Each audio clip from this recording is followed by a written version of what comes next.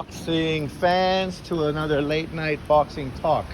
Yes, yes, yes. All these channels that consistently have hated on Lomachenko, shit on everything he's done from day one, are all now in glory because it appears that he is ducking Tank Davis. But it's ironic that these guys don't really pay attention to the whole story, that they love to pick and choose a narrative. And that's no surprise. That's what they've been doing literally for fucking years. I made a video yesterday talking about how Tank Davis needs Vasily Lomachenko for his legacy.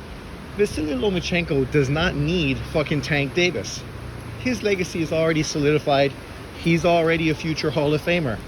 Tank Davis is the one who people have questioned what he's done in his career and the lack of big names and big fights on his resume.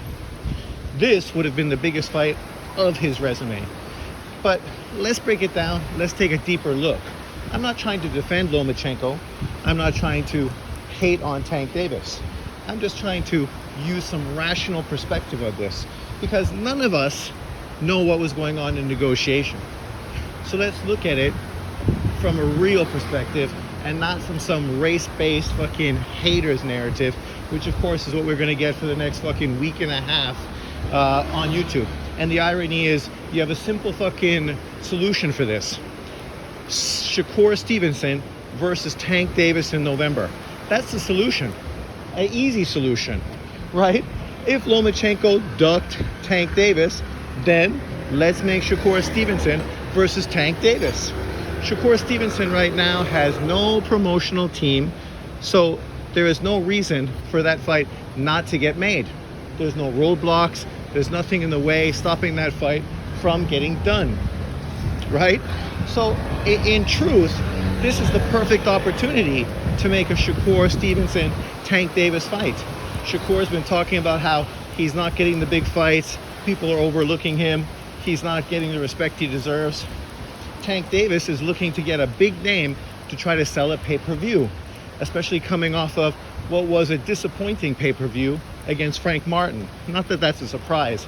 Nobody really expected the Frank Martin fight to do that much, considering Frank Martin didn't have a huge fan base, didn't have a great resume, and hadn't done much in the sport of boxing as a 29-year-old.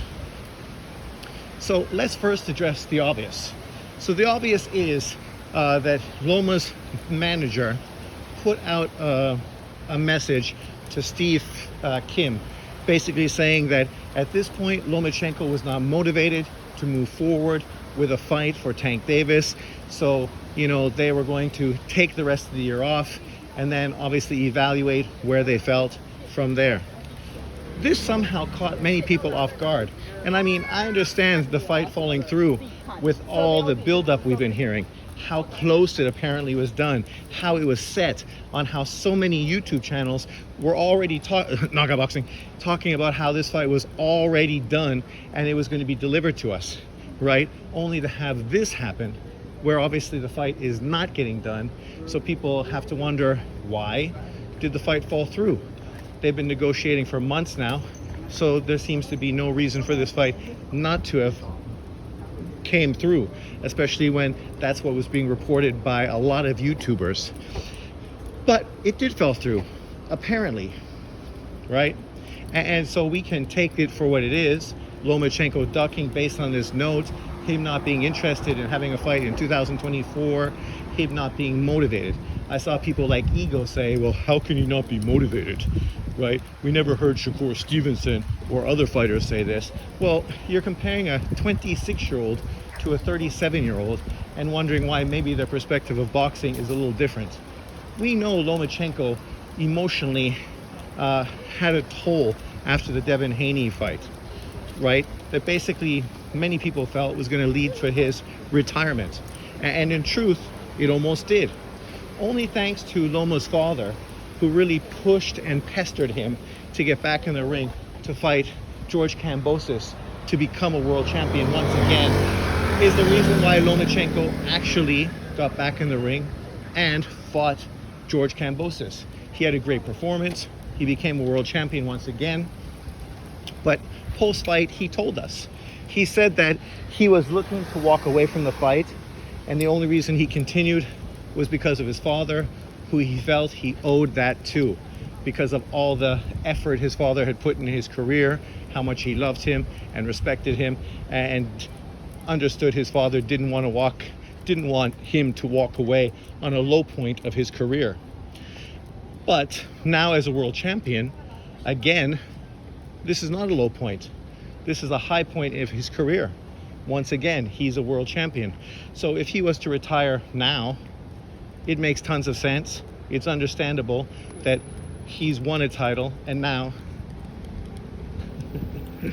he's in a position to do exactly what many people before him have done before, which is retire on an upswing, right? You know, it's not a shock, it's not a surprise if that was to happen. We've seen it many times before. Where are you going, Lily? So, the truth is, that's not a shock. If he retires tomorrow, his career is done. He's done everything he needed to do. A Tank Davis fight, me as a Lomachenko fan, I was looking forward to it. I was looking forward to him making a last run at undisputed at 135 pounds before, obviously, his career was going to be finished. I hear people talk about, well, you know, Bud Crawford is 37.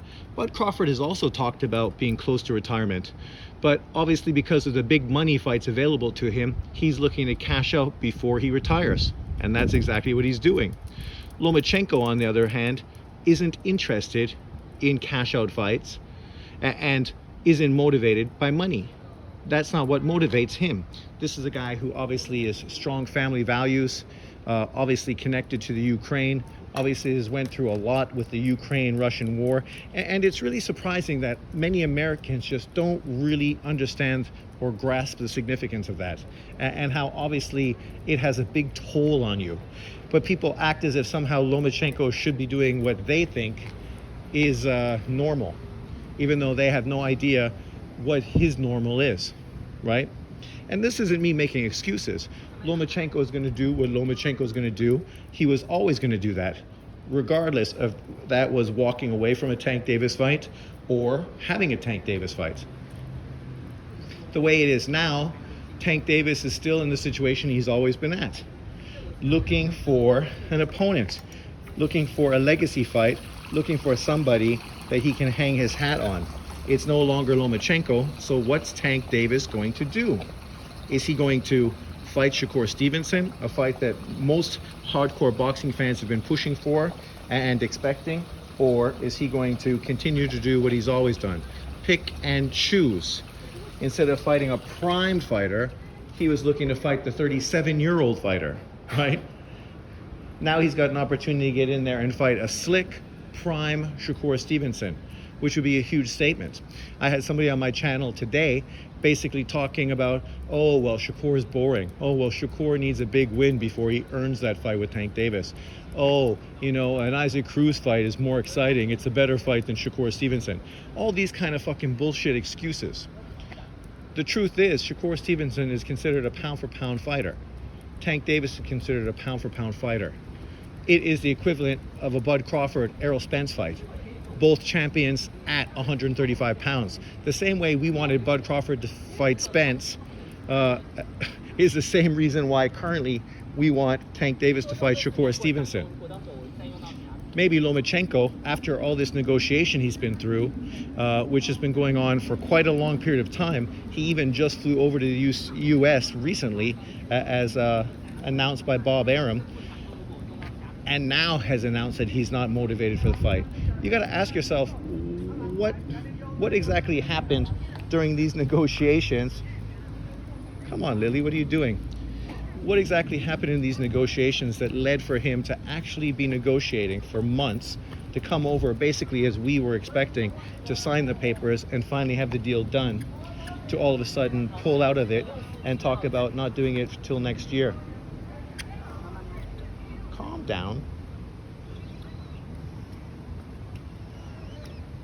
We saw some of the stuff over social media from Tank Davis's team talking about how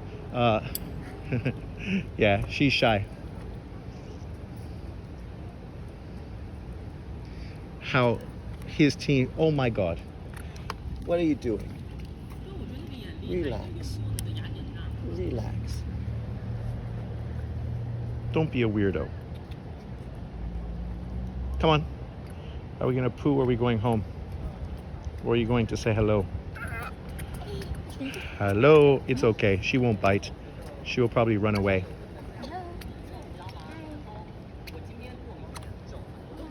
Hi so much, Lily. Boy. Come on. Let's go. You're just walking around in circles, driving me crazy.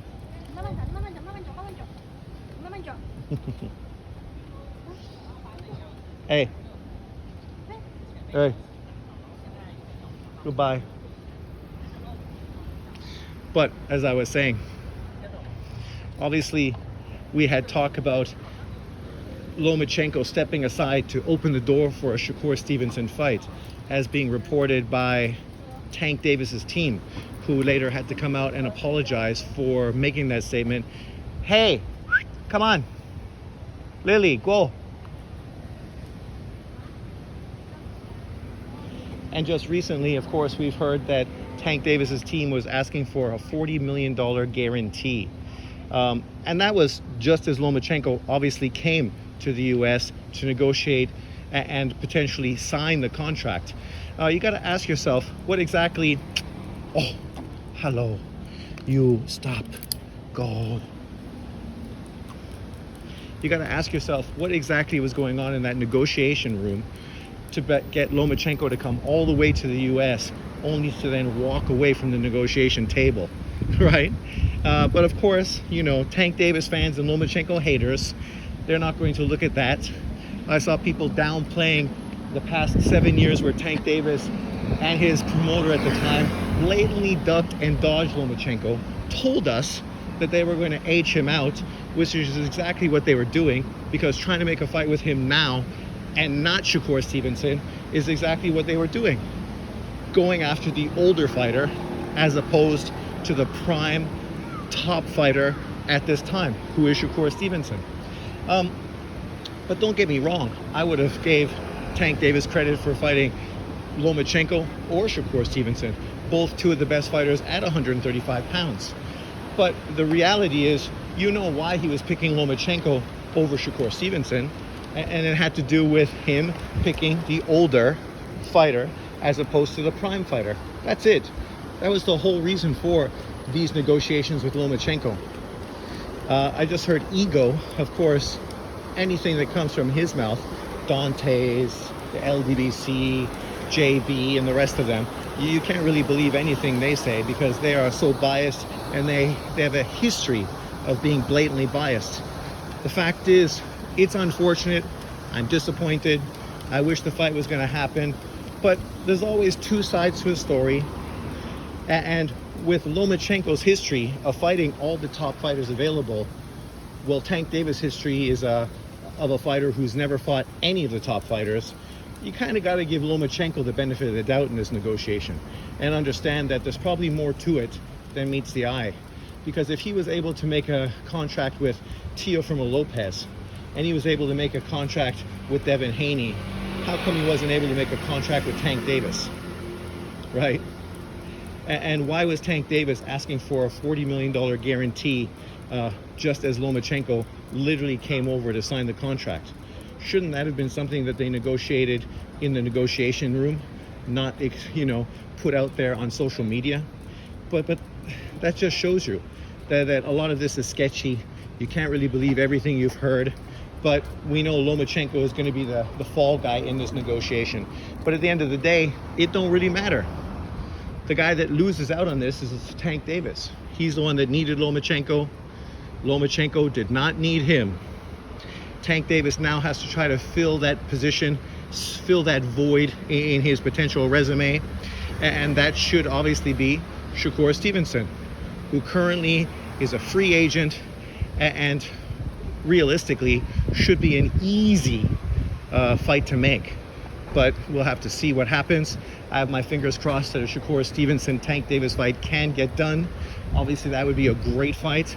Obviously I'm disappointed that Lomachenko is not going to be fighting, and disappointed more so that it means probably the end of his career is pretty much here, right? Already Roman Gonzalez is close to retiring. Golovkin is basically retired. Now Lomachenko is that close to being retired. We just had Manny Pacquiao, who obviously retired a few years ago. So a lot of the fighters that I really liked and really supported obviously are near the end of the road. And you know, that's the realistic thing about boxing, is that nobody's going to fight forever. Eventually the time is going to end and those fighters are going to retire, whether they're retiring at the top of the game or the bottom of the game. For Lomachenko right now, he's a champion. If he chooses to retire at this point, it's kind of like Golovkin, who retired as a unified champion at middleweight. It's not a bad way to retire. It's much better than getting flatlined and knocked the fuck out, all to build up somebody else's career. But let me know what you think in the comment section below. See you next time. Peace out. And yes, I do expect a lot of fucking Lomachenko haters to be loving this news. But at the end of the day, they should feel bad because it's Tank Davis that's losing out, not Lomachenko.